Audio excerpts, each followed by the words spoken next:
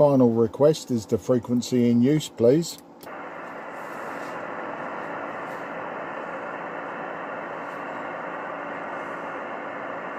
Nothing is heard. CQ, CQ, CQ10, CQ10, CQ10, CQ10, CQ10. This is Mike 0 Juliet Charlie Foxtrot.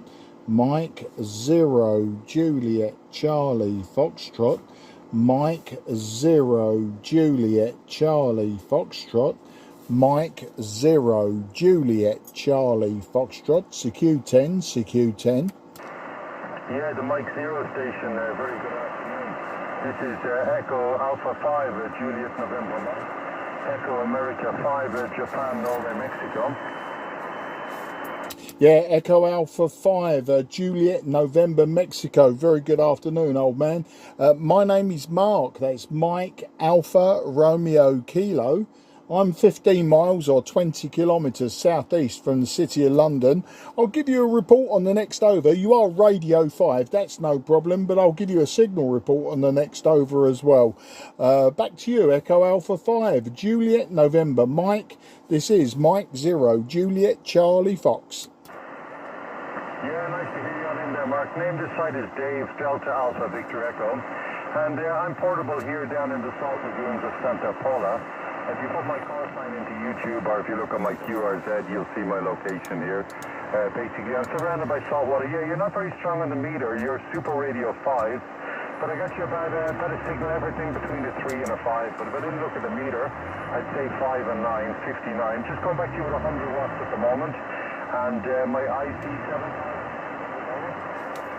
Yeah, fantastic, Dave, and got you as a peak of 5 and 4, and with the QSB dipping down to sort of 5 and 1, and with the possibility of it becoming 4 and 1. Well, today, Dave, I'm using 100 watts. I'm using IC-7300, and I'm using a 5/8 wave vertical antenna. So my power's going everywhere, and probably only a small fraction in your direction. Interesting you say YouTube, Dave. I'm also a YouTuber. I don't YouTube live or stream or anything like that, but I do put the odd QSOs on YouTube, and I'm recording this one at the moment just to see what would pop up. So I'll stick this one on for you today, Dave. The YouTube channel is M0JCF Ham Radio. So, you know, there's nothing wild about that, and I'm just about to log you on QRZ as well. So it looks like we've got it all in the bag there, and it looks like we worked last year as well. Last January we worked on 12 meters, Dave. So thanks for a new band, EA5JNM M0JCF. Yeah, Mike 0 Juliet Charlie Fox from Echo Alpha 5 Juliet November Mike. Yeah, no, fine business on the YouTube, no problems whatsoever. I'm forever recording people, Mark. And yeah, I work down here. I was just it's Sunday afternoon here in Spain. Extremely hot here at the moment. So I was down doing a bit of windsurfing and doing a cheeky bit of 17 meters today with the bands all being polluted and that with the competition. We were on 17 meters this morning. Some good context there. And did a bit of windsurfing then, mate, and down the beach, and yeah, now it's kind of like the hottest part of the afternoon. So I'm parked up. If you look on my YouTube channel, Salty Dave, the theme of the channel is Saltwater Portable, and we're down here using the 10 dB of gain off the salt lagoons enveloping me at the moment. I do run a motorbike down here sometimes, more at sunset. I wouldn't be doing it at this time of year, and yeah, unless I get some sort of a parasol or something going for the bike. But we're operating from the car. Just got the windows open. I'm sitting here looking at a bunch of pink flamingos in the west side of the Salt Lagoon, and the 7300 is on the seat. And I've just used a simple Sirio Santiago 1200, I think it is. It's basically a 10-11 meter whip there on the car. Does a cracking job. But generally, when we come down here, Mark, we'd be using a 5.6 telescopic which is grounded to the crash barrier. Basically, the ground stake in the crash barrier of the highway. Does a fantastic job. I was thinking of sticking that lad up, but then I thought, there's no need. the 10 meter antenna is perfect for 10 meters resonance here. But yeah, you're the only one I could see on the band there. Sorry for the long roll. But yeah, if you put Salty Dave or Echo EA5JNM into YouTube, you'll see my channel and the sort of shenanigans we're getting up to here. Saltwater Portable, over. Yeah, EA5JNM M0JCF returning. Well, I've just logged you on QRZ, Dave, and I see you've got links to Salty Dave, etc. And yeah, I'll get the idea with the pictures and that. And it looks like you get yourself about with radio at least, if nothing else. But you know, there's a lot to take in there, not including your own face, of course, but you know, pictures of boats and cars. Or rather setups in cars and motorbikes. I see the motorbike mobile and that. But, you know, the only time I've ever been motorbike mobile was back in the early 80s. I had an RD 350 LC and I had a CB radio mounted on the clock. So I had an antenna mounted on the grab rail at the back, and I remember I went on holiday to Cornwall. I live in Kent. Went on holiday to Cornwall with it, and it was really quite something else. Trying to operate, I had earphones inside the helmet, and remember blatting down the M4, M5 and various other roads, maybe the A303, trying to talk to people, you know, using a microphone shoved up the chin piece of me helmet, and yeah, trying to listen as well while rasping down the road at like 70-80 mile an hour with expansion chambers, you know, old two-stroke exhaust, you know how they sound back in the day with expansion chambers, all speed expansion. So yeah, probably the most ridiculous thing I've ever done involving radio and vehicles. But yeah, it looks like you've got a good setup. And what I'm going to do as well is when I upload this to my YouTube channel, is I will put your call sign in the subject line so you can see it. But I will check out yours and I'll subscribe to yours. There's no need for you to reciprocate, no need for you to subscribe to my channel or anything. It started off, Dave, as just a repository, almost like a video logbook, and it was just somewhere to put my videos. And then it turned out, you know, I've got several thousand subscribers, and it must be coming on close to 1,000 videos at the moment. But I would say that 99.9% of them are me just rattling on as I am now. So yeah, just to say, started off as a video logbook. And it seems like people are interested in listening to me here in the southeast of England with my London accent, rabbiting on. I probably have asked as well in the past, Dave, how you come to have, sounds like an Irish accent, and you must have told me, because I'm nosy like that. I always ask, and you probably told me last time round. But if you want to tell me again, that would be interesting at least, because I've got a memory like a sieve. I ask people all these questions. I make notes in my paper logbooks, as I have now, you know, Salty Dave, etc., and all of your operating conditions. But then I forget, you know, I turn the page and then I turn the book. I think I'm up to paper logbook about 15, 16, something like that. You know, so you can imagine, you know, I never I do remember people, especially regular contacts, but otherwise I just get reminded by QRZ. Well, there you go. That was a long ramble. Back to you. EA5JNM M0JCF. Yeah, Mike 0, Juliet Charlie Fox, Echo Alpha 5, Juliet November Mike, Salty Dave in the Salt Lagoons to Santa Paula, returning. Yeah, I'll copy that marking a stonking signal there. You're only 5 on the meter there, but I have a 0 noise down here, and the Salt Lagoons will give me about 10 dB again, so you could go down to 5 and 0, I'd still hear you down here, but that's cracking. Yeah, that's very interesting, mate, about your YouTube channel. I'll have to have a peek there, mate, and that's fantastic. Yeah, it's a good way to keep track of stuff there. So I started the YouTube channel only a couple of weeks ago. I've only up to about a little over 100 subscribers there at the moment, but it's a fresh channel. It's only a couple of weeks old.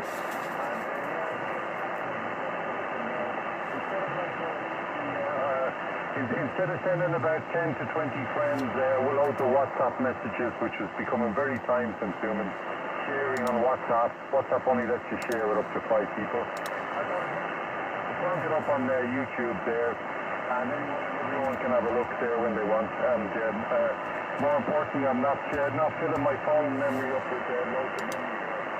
I'm not filling the phone memory in with all these mad videos. And again, like you said, it's a good way to log stuff, and you know where it is. You make the video, it's there, rather than rooting through the bowels of your phone, trying to show someone an experiment you did ages ago. Over.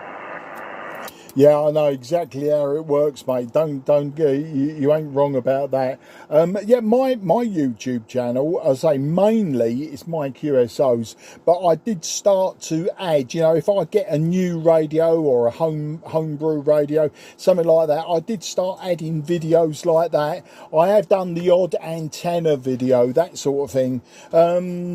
As I say, I didn't mean for it to become a YouTube channel per se. It was just a storage space. But I know you have to be very careful as well, because YouTube will close the channel if they think that you are using it just for storage.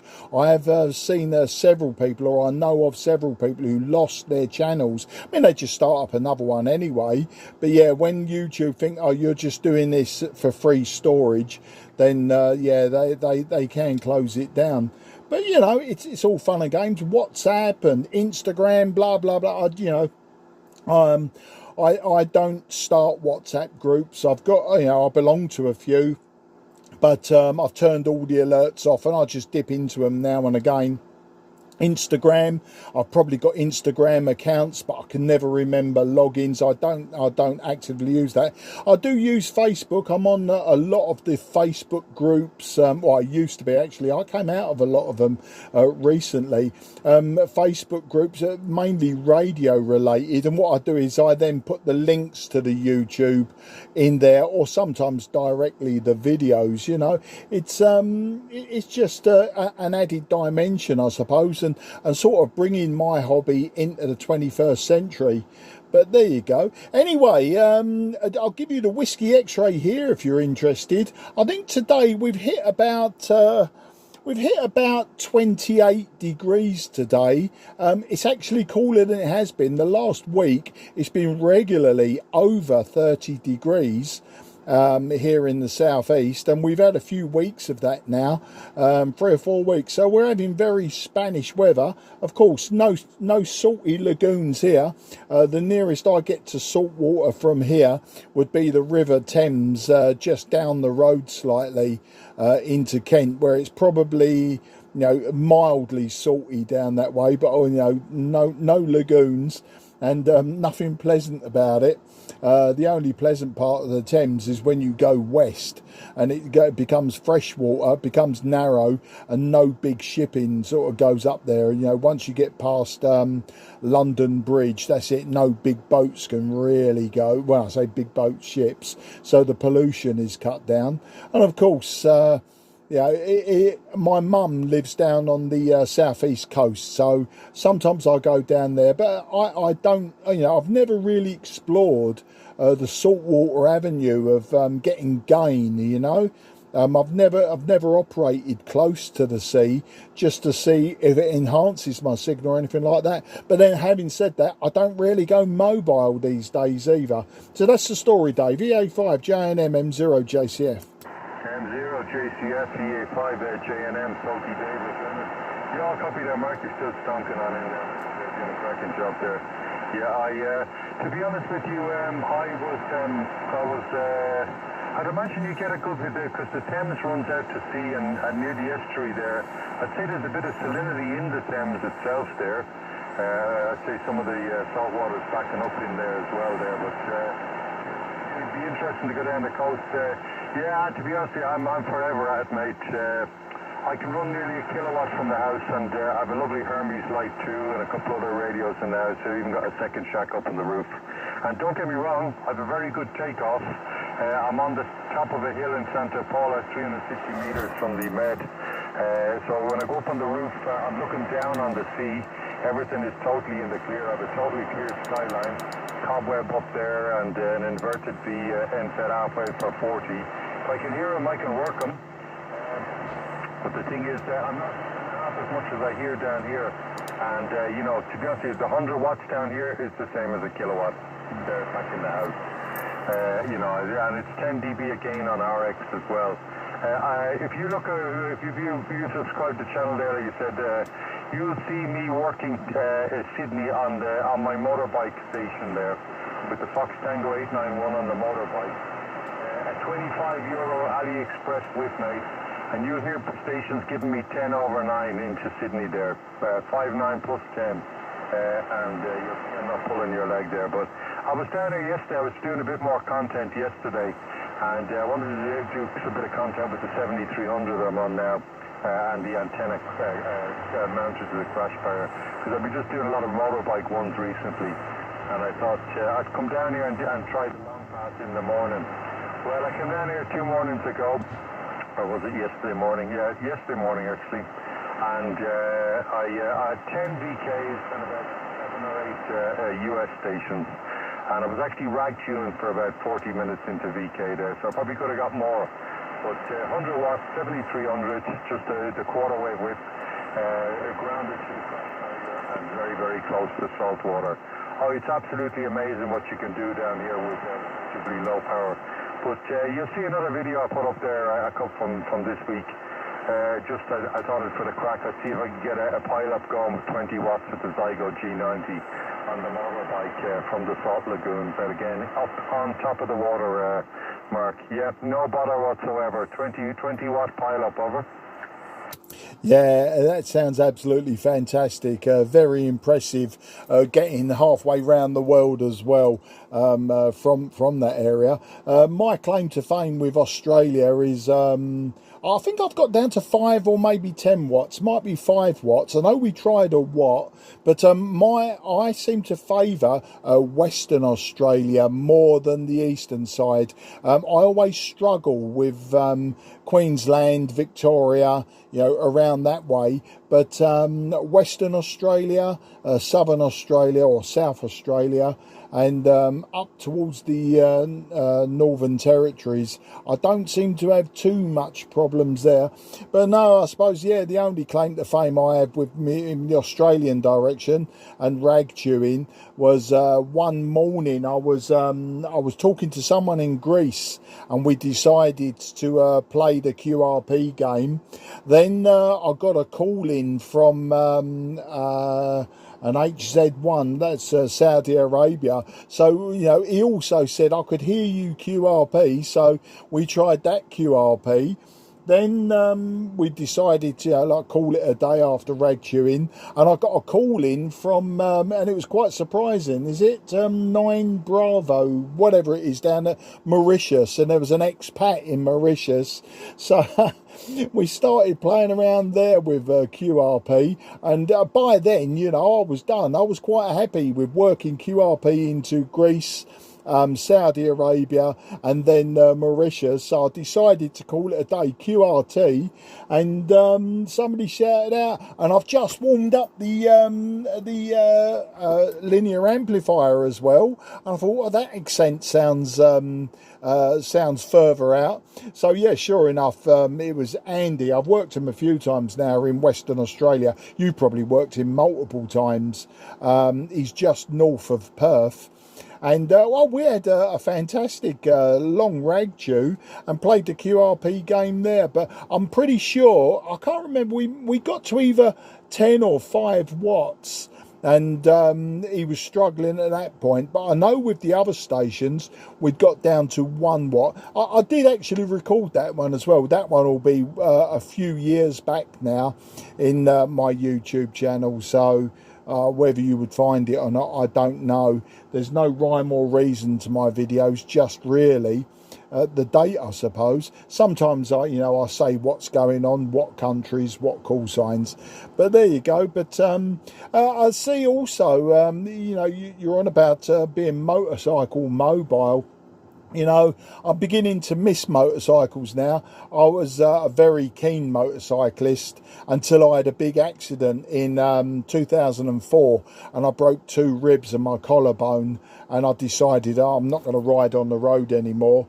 But prior to that, you know, I was always road riding, and I've raced in the past as well. Until fairly recently, I was drag racing motorcycles, and on my QRZ, you'll see my QSL card. That was the last drag bike that I had. But me and my youngest daughter both drag race motorcycles. Back in the 80s, I was doing road racing, both production and open class.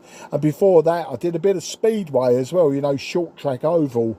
And but not for a team. I was only racing at training tracks, etc. So yeah, I see things like you're doing, and I think to myself, you know, do I want another motorbike? Well, do you know what? I'd like probably more nostalgia now. I'd probably go back to a classic motorcycle from my era. I quite fancy another Yamaha RD 400, you know, from the late 70s. Something like that, you know, an old air-cooled two-stroke. But then I sort of reflect and think, well, will I ride it? You know, have I got the family jewels now big enough to actually ride on the road anymore without constantly being in fear of my life?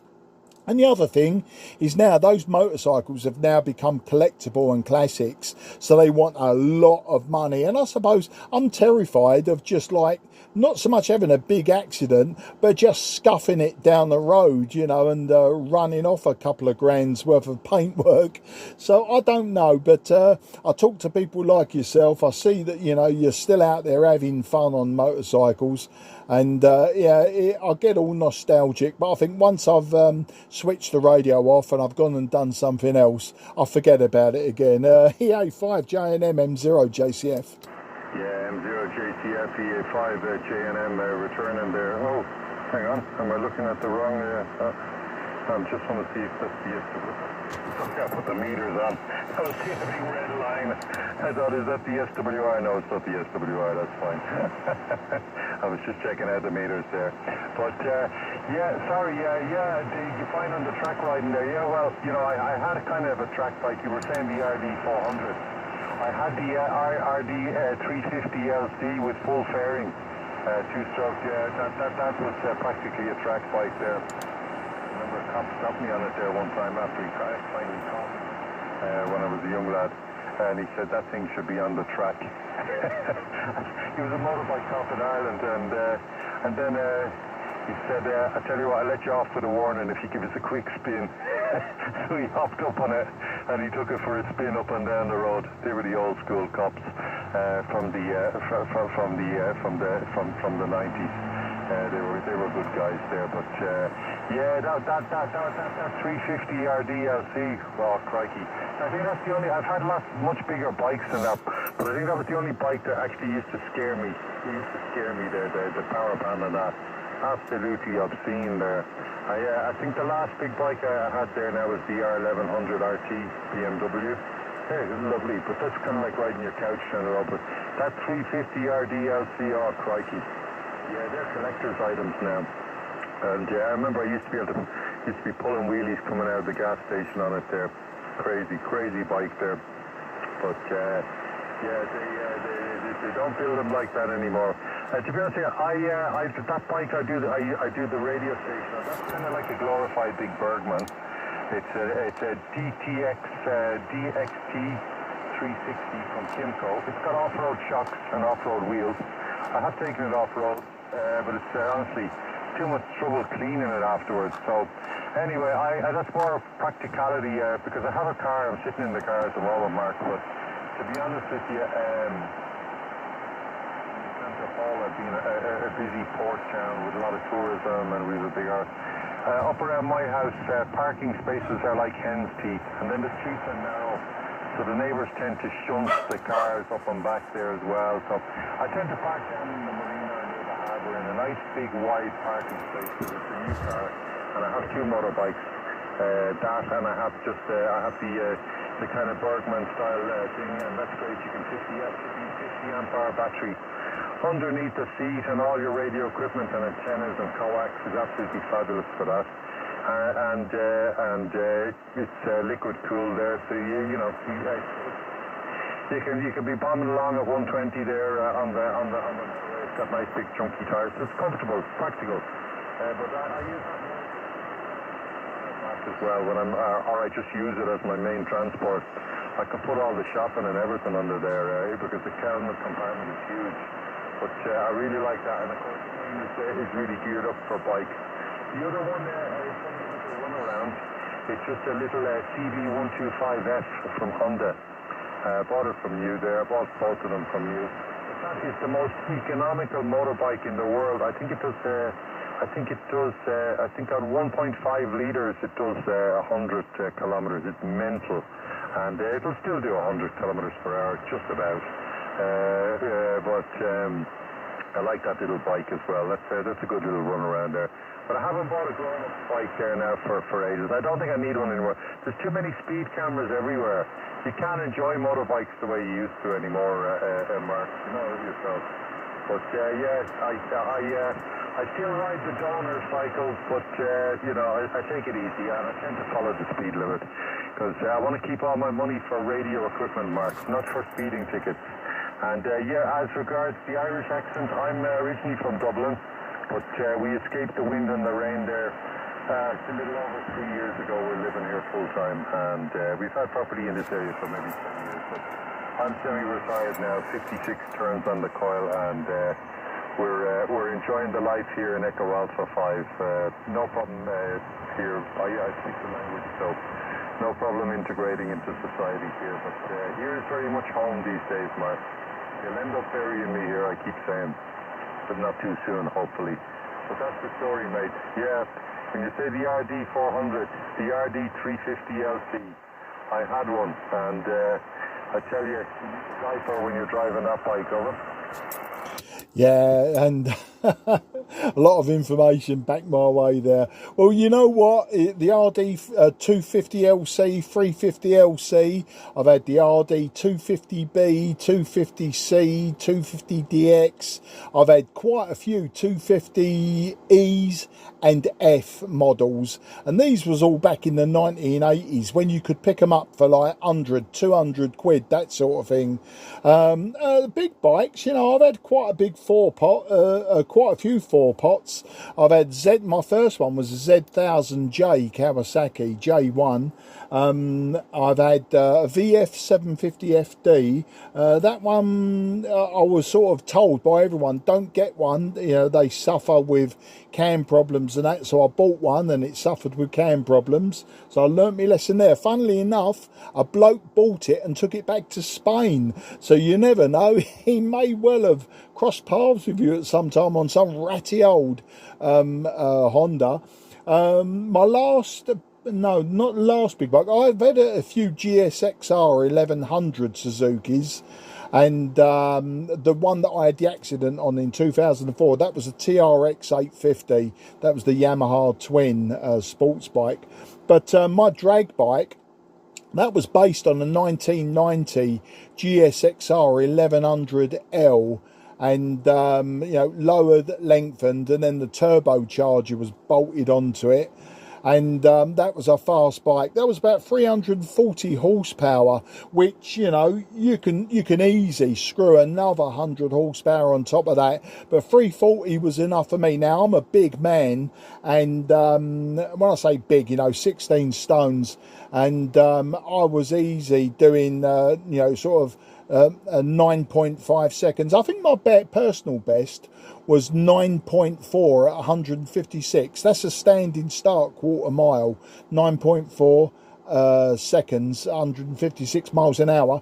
I mean, there was an 8-second bike in there, but A, I was big, and B, I was a rubbish drag racer, so that gives you an idea. But yeah, I loved it, you know, I loved the speed and power. But the two-strokes, yeah, there's something else. As I say, back in the 70s and well, not the 70s, 1979, I got my first Fizzy, my first FS1E. I had two of them. One got stolen, one got crashed. No great surprises there. And yeah, the RD250s, though, I think I went through virtually every model from the 250B upwards. Say the RD400, I only had one of those. But 250LC, 350LC, I raced the RD 250LC. And my local track is Brands Hatch. I'm sure you've heard of it. It's literally 15 miles away from me. But yeah, I used to ride my production bike to Brands Hatch and pray that I didn't have an accident. And sometimes I did. But I always had mates there with spare handlebars and brake levers, clutch levers, footrests, that sort of thing. So the bike would be rebuilt so I could ride it home, ready to go to work on Monday morning. I used to commute into London. Fun days. But eventually I hooked up with someone who had a van, and we, you know, load it into the back of the van. And then I went open class on a TZ250 Yamaha.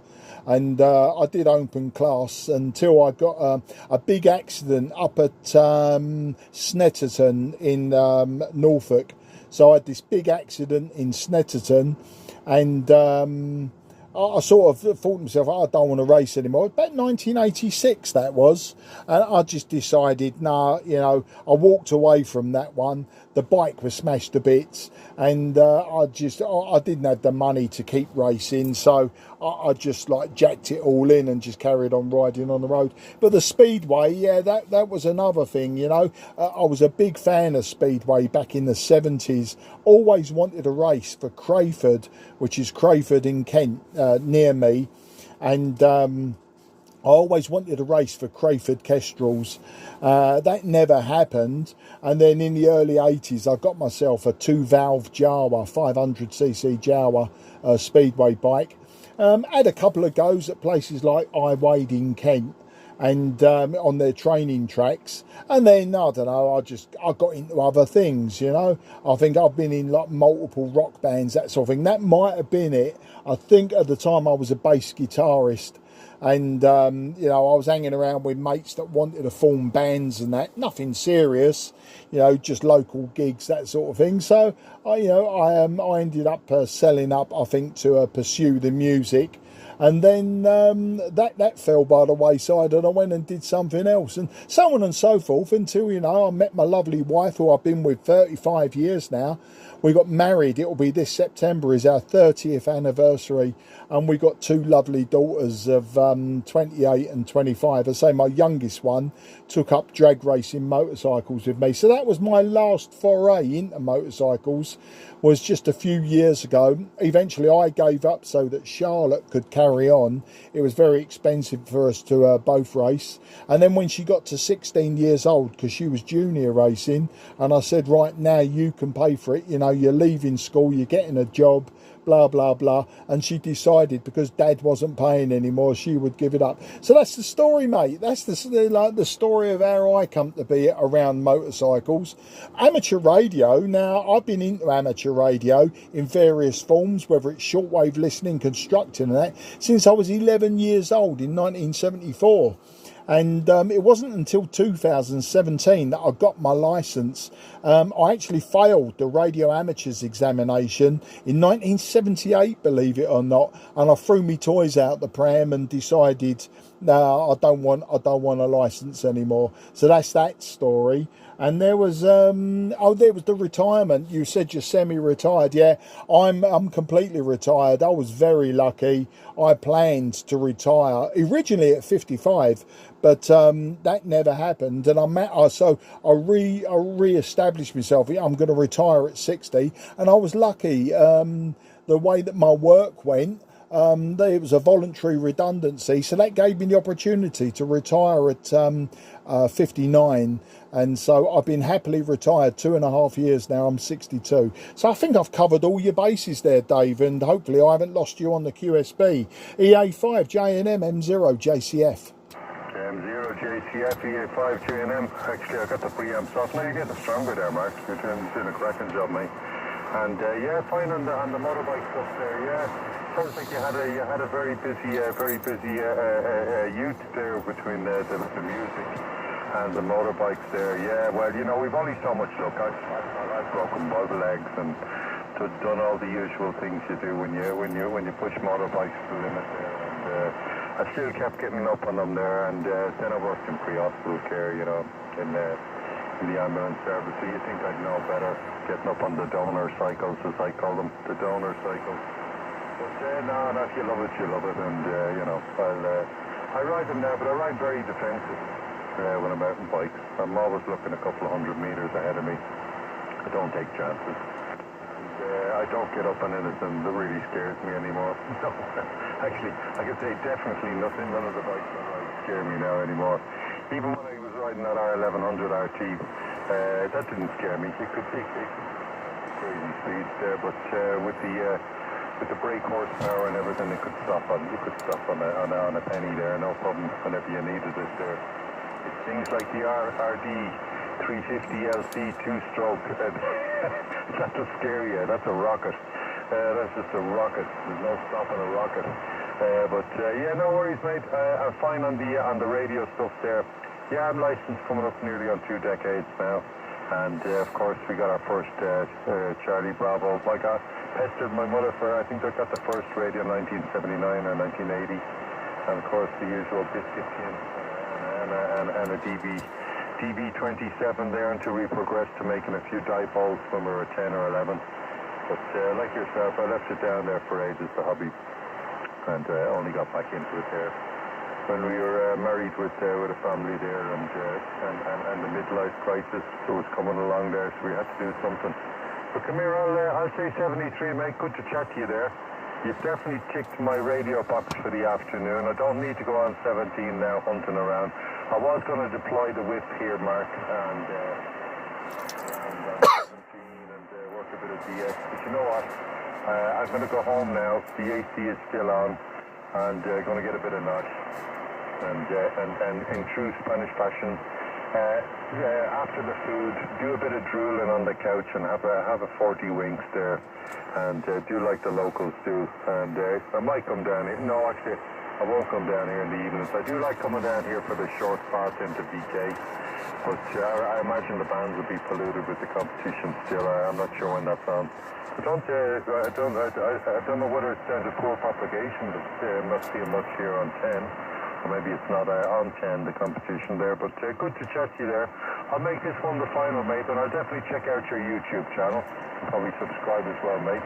And yeah, when you get a chance, have a look at mine there. I'm much appreciated. You'll see the sort of madness we're doing down here in the Salt Lagoon. And like you, I very much started just to document stuff there, document the experiments more than anything. And look forward to talking to you again there, mate. You're putting out a great signal there. And put it back to you for the final. Here on your final. Mike 0, Juliet Charlie Foxtrot. Echo Alpha 5, Japan, Norway, Mexico. Salty Dave in the Salt Lagoons of Santa Paula. Thanks for the new band.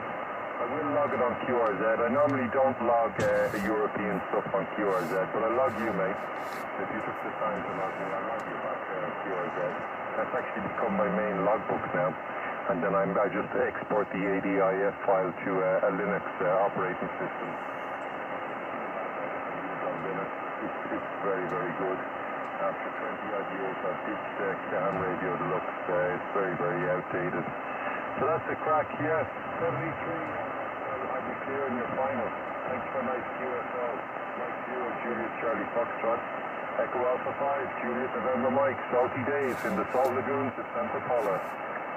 Yeah, EA5JNM M0 JCF returning for that final. It was an absolute pleasure, Dave. I mean, we've given it a good 40 minutes so far, and so you know, whenever you have a QSO like that, it beats all the 5 and 973 next brigade. Now, I've got to be honest, as I was working 10 yesterday, it was all South America in the competition yesterday.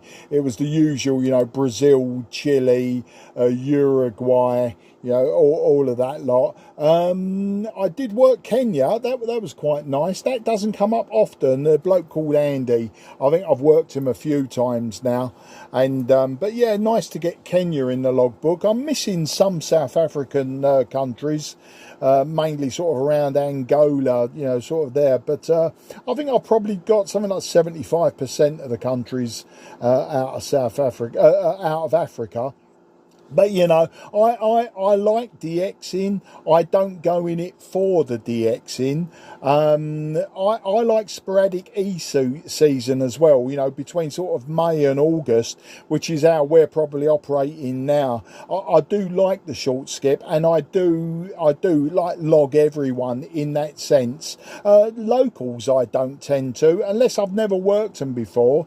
Then you know, I don't bother working locals on 2 meters. 70 centimetres or 10 metres or even 40 metres. You know, if I've worked them multiple times, sometimes I'm just lazy. It all goes down to my paper logbooks, which I've kept a paper logbook ever since I was a shortwave listener and a pirate in the 70s and 80s. But no, I you know, I log it just because it's like we've just done. You know, we've just proved. You know, I've spoke to you before, and I can sort of instantly see where I spoke to you, when I spoke to you, how I spoke to you, possibly. I do put some small notes in the QRZ, but it also allows me, if I wanted to, I can then go back through to the paper logbook, and there would be a lot more detailed information. So that's the story. Anyway, I'll put out a few more calls. Going to the cinema this evening, mainly to get out of the heat, get to a nice air-conditioned cinema with my good lady wife. We're going to watch 28 Years Later. You know, it's they done 28 days later, 28 weeks later, and now the trilogy is made up with 28 years later. So yeah, going to the cinema this evening, and just to check that out. We all like a zombie movie, don't we? All right, mate, take care, good luck, and look forward to the next time. If you hear me CQing, please jump in. We'll do it all again. If not, I'll catch up with you in next year's sporadic season. I would imagine the last one that we had, because it was January, that was the winter E's, which are you know, a much smaller window. But I like sporadic working on 10 and 12, and then sometimes 6. I don't think I've ever worked sporadic on 2, just Troppo. Anyway, I'm rambling on and you're going. So all the very best, 73. Take care, good luck, and enjoy your salty business in the lagoon. Cheers, mate. Bye-bye for now. EA5JNM M0JCF. Cheers. Yeah, Mike 0, Julius, Charlie Fox, EA5JNM, Salty Day Return. Yeah, no worries, mate. You'll really enjoy that. I went to watch 28 Years Later, and I went back and I watched the other 2 movies beforehand, just to get them in sequence again there. Yeah, I think it's and they've set it up for people there. Well, no spoilers, but yeah, you're gonna like that movie. It's a proper cinema-going movie. It's you know, a lot of stuff they put out now is absolute rubbish. And you're kind of going, oh, was that all the extortionate money I paid for ticket and popcorn? Nah, proper cinema movie. Absolutely fantastic, mate. You'll enjoy that. And, yeah, and you're going to hear me stronger in the on 10. You get me 20 over from this location on 10 in the winter and autumn, mate. I'm banging in there into UK and Ireland. On 10 in the from this one. You'll get me really, really strong. It'd be like shooting fish in a barrel, UK and Ireland, for me, 10 metres in the winter. I tend not to bother with 10 metres because a lot of that kind of falls away from me from this location. But yeah, good to get you in there and doing a cracking job, Mark. You have a good one there. Enjoy the movie. Yeah, you'll really enjoy that one. 73, mate. Mike 0 JCF, EA5JNM, off and clear. Yeah, cheers, mate. You take care, and thanks for the heads up on the movie.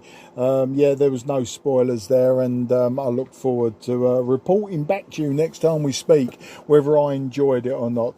Okay, QRZ, Mike 0, Juliet, Charlie, Foxtrot, southeast of England, listening. Nothing is heard. CQ, CQ, CQ10, CQ10, CQ10, CQ10, CQ on 10. Here is Mike 0, Juliet, Charlie, Foxtrot. Mike 0, Juliet, Charlie, Foxtrot. Mike 0, Juliet, Charlie, Foxtrot. Oscar. Florida 4, Juliet, Oscar. Very good afternoon to you, sir. My name is Mark. That's Mike Alpha Romeo Kilo. I'm near the City of London. I'm about 20 kilometres southeast from the City of London, and I'll give you a report on the next over. But your audio is good, your readability 5, but I'll give you the signal report on the next over. Foxtrot 4, Juliet, Oscar, Oscar, this is Mike 0, Juliet, Charlie, Foxtrot. Okay, my friend, my name is Christian, Charlie, Hotel, Romeo, India, Sierra, Tango, India, Alpha, November, in the city, Marseille, Marseille, tout signal, report, 5-9, okay? Well, thank you, Christian, for the 5 and 9. You are 5 and 4 to me, 5 and 4. And thank you for calling me again. I see we spoke in the month of May, of 2024. So just 1 year ago. Well, today, Christian, I'm using an IC-7300 by ICOM. I'm using a 5/8 wave vertical antenna and 100 watts. And the difference between today and last year, Christian, last year I was using an old Yaesu Fox Tango 757 Golf X-ray, but today it's the ICOM. So that's the story, Christian. Back to you, Foxtrot 4, Juliet, Oscar, Oscar. This is Mike 0, Juliet, Charlie, Foxtrot. Ok, merci beaucoup pour le contact 73. Bye bye, à très bientôt, cher ami. Ciao, ciao. Merci beaucoup, mon ami, and I say au revoir and good luck, 73. Merci, bye bye. Merci beaucoup. QRZ, Mike 0, Juliet, Charlie, Foxtrot, southeast of England. Lima Alpha 1, Delta Hotel. Okay, I got the Lima Alpha 1 ending hotel. I missed just one letter. Apologies for that, but no problem. We can correct that in one moment. My name is Mark, Mike Alpha Romeo Kilo, and I'm in the southeast of England, 20 kilometres southeast of the City of London. A report on the next over. The Lima Alpha 1 ending hotel. Please go ahead. Mike 0, Juliet, Charlie Foxtrot, this is Lima Alpha 1, Delta Hotel. Good afternoon, Mark. You very strong signals there in Drammen, east of Oslo. But very strong QSP now. So you're 5 and 9 plus. And then when there is QSP down, I can barely read you. But basically 5 and 9. My name is Arvid Alfa Romeo Victor India Delta. Arvid Alfa Romeo Victor India Delta. And QTH is Drammen, which is about 50 kilometers east of Oslo. Back to you. Mike 0, Juliet, Charlie Foxtrot, this is Lima Alpha 1 Delta Hotel. Yeah, Lima Alpha 1 Delta Hotel, Arvid.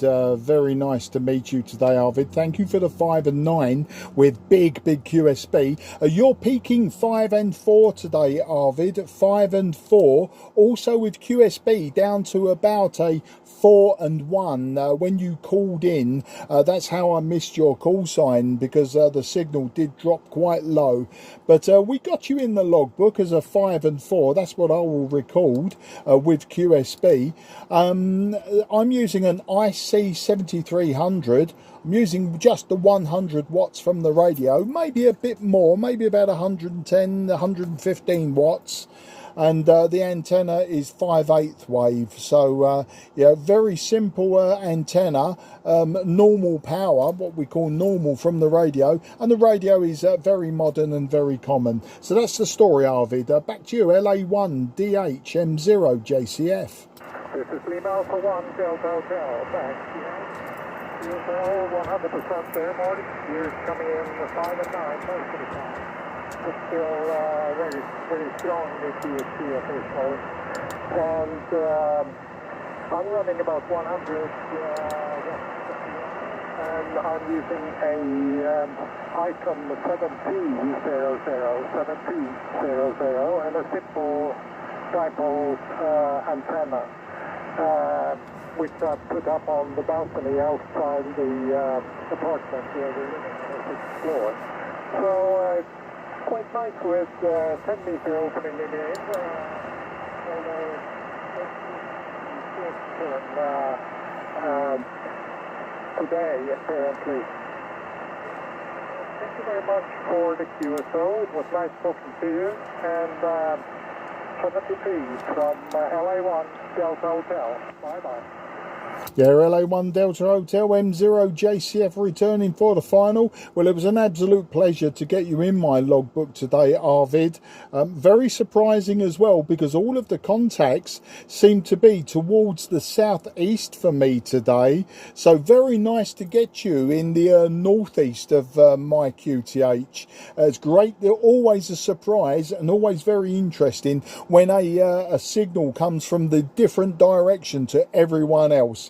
You take care, have a fantastic Sunday, and good luck, 73 to you and your family. Bye-bye, old friend. Bye-bye, 73, and have a nice afternoon there, Mars. Bye-bye. Thank you, Arvid, and you too. QRZ, Mike 0, Juliet, Charlie, Foxtrot, southeast of England. Nothing is heard. CQ, CQ10, CQ10, CQ10, CQ10, CQ10, CQ10, CQ10, CQ10, CQ10. This is Mike 0, Juliet, Charlie, Foxtrot. Mike 0, Juliet, Charlie, Foxtrot. Mike 0, Juliet, Charlie, Foxtrot. Mike 0, Juliet, Charlie, Foxtrot. Mike 0, Juliet, Charlie, Foxtrot. Mike 0, Juliet, Charlie, Foxtrot, calling 10. CQ